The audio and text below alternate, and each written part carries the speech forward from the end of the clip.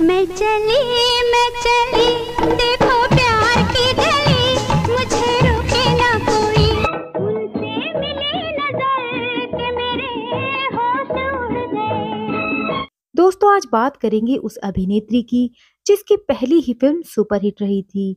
ये अभिनेत्री 60 के दशक की सबसे मशहूर एक्ट्रेस है। दोस्तों क्या आप जानते हैं कि इस अभिनेत्री को शादी से पहले 3 बच्चों के पिता से प्यार हो गया था और फिर बाद में इन्होंने खुद से 22 साल बड़े एक्टर से शादी की थी।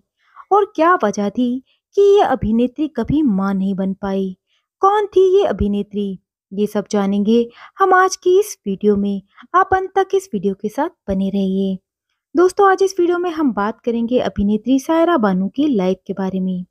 हेलो दोस्तों, अंटो स्टोरी में आप सभी का स्वागत है। दोस्तों अगर आपको वीडियो पसंद आती है तो प्लीज इसे लाइक और चैनल को सब्सक्राइब जरूर करें।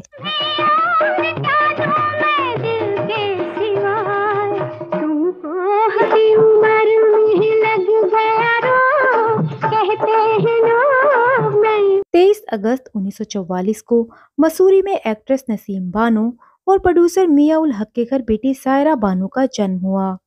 वैसे तो मियां उल हक एक आर्किटेक्ट थे, लेकिन नसीम से शादी करने के बाद उन्होंने अपनी प्रोडक्शन कंपनी खोल ली और फिल्में बनाने लगे।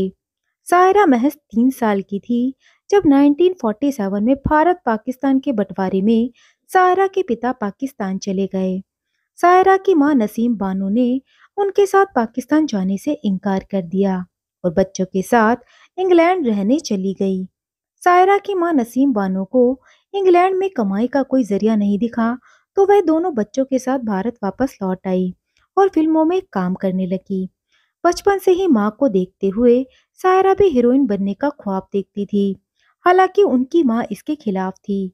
वो चाहती थी कि सायरा एक वकील या डॉक्टर बने। सायरा पढ़ाई में अच्छी थी तो उनकी मां ने उन्हें पढ़ने के लिए लंदन भेज दिया। सायरा सिर्फ स्कूल की छुट्टियों में ही भारत आया करती थी। एक दिन छुट्टियों में घर आई 12 साल की सायरा बानो अपनी मां के साथ घर पर महबूब खान के निर्देशन में बनी फिल्म आन देख रही थी। इस फिल्म के हीरो थे दिलीप कुमार। फिल्म में दिलीप साहब का दमदार रोल सायरा को इतना पसंद आया कि वो तुरंत मां के सामने जिद करने लगी कि वो दिलीप साहब से ही शादी करेंगी। 12 साल की सायरा की ये जिद सुनकर नसीम बानो हंस पड़ी। किसी ने सोचा भी नहीं था कि उनकी कही बात सच साबित हो जाएगी। सायरा बानो जब भी छुट्टियों में घर आती थी तो कोई ना कोई प्रोड्यूसर उनके घर फिल्म का ऑफर लेकर जरूर आया होता था, लेकिन माँ हमेशा इनकार कर देती थी। जब 16 साल की उम्र में सायरा छुट्टियां मनाने भारत आई तो उन्हें फिल्म जंगली का ऑफर मिला, जिसमें शम्मी कपूर लीड रोल में थे।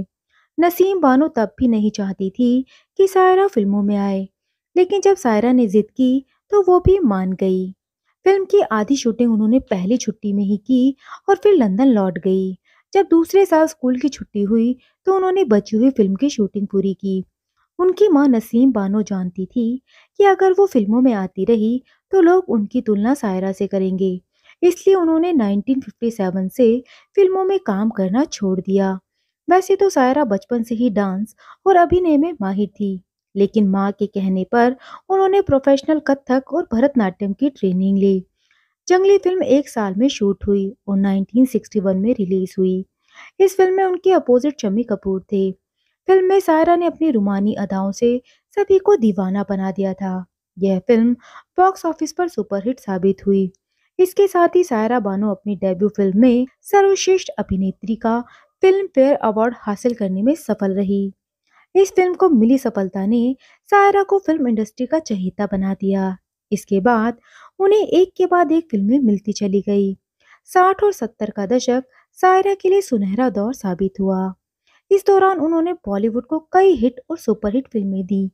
बॉलीवुड में सायरा अब सफल अभिनेत्री के रूप में पहचान बना चुकी थी। साल 1967 सायरा के करियर के लिए बेहद अहम साबित हुआ। इस साल उनकी 2 फिल्में दीवाना और शागिर्द रिलीज हुई।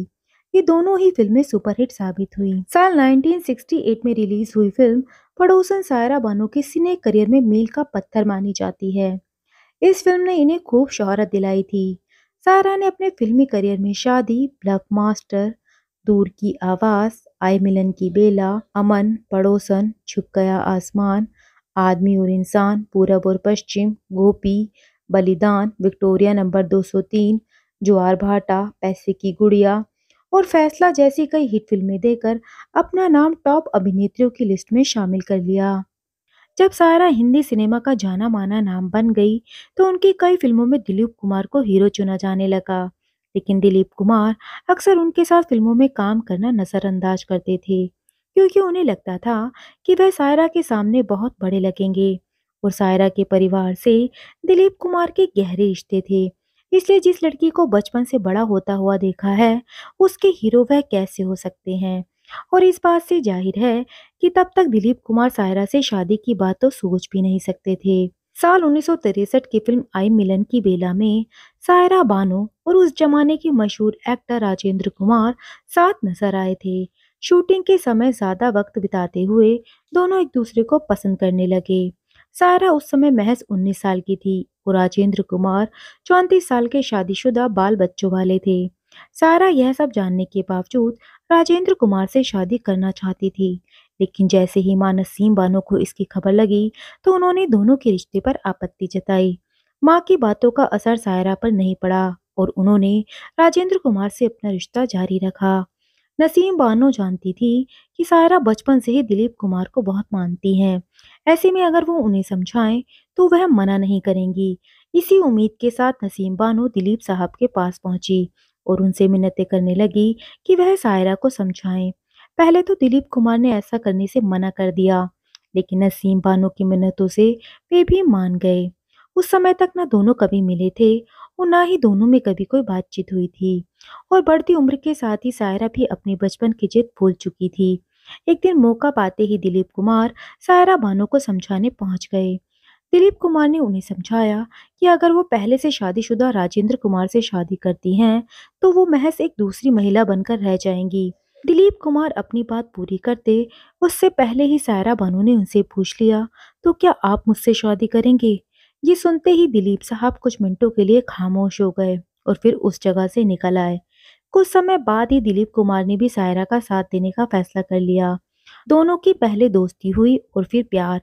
दिलीप से सहारा मिलने पर सायरा ने राजेंद्र कुमार का साथ छोड़ दिया। जब अभिनेत्री सायरा बानो बॉलीवुड में शोहरत की बुलंदियों पर थी, उस वक्त बिना अपने करियर की परवाह किए उन्होंने शादी करने का फैसला किया, वो भी खुद से 22 साल बड़े आदमी से। जी हाँ, वो शख्स थे हिंदी सिनेमा के सुपरस्टार दिलीप कुमार। अभिनेत्री सायरा बानो और अभिनेता दिलीप कुमार ने न सिर्फ बॉलीवुड बल्कि दुनिया के सामने अपनी प्यार की मिसाल कायम की है। उन्होंने साबित कर दिखाया कि प्यार के सामने उम्र महज एक नंबर है और इससे ज्यादा कुछ नहीं। सायरा बानो एक लंबे समय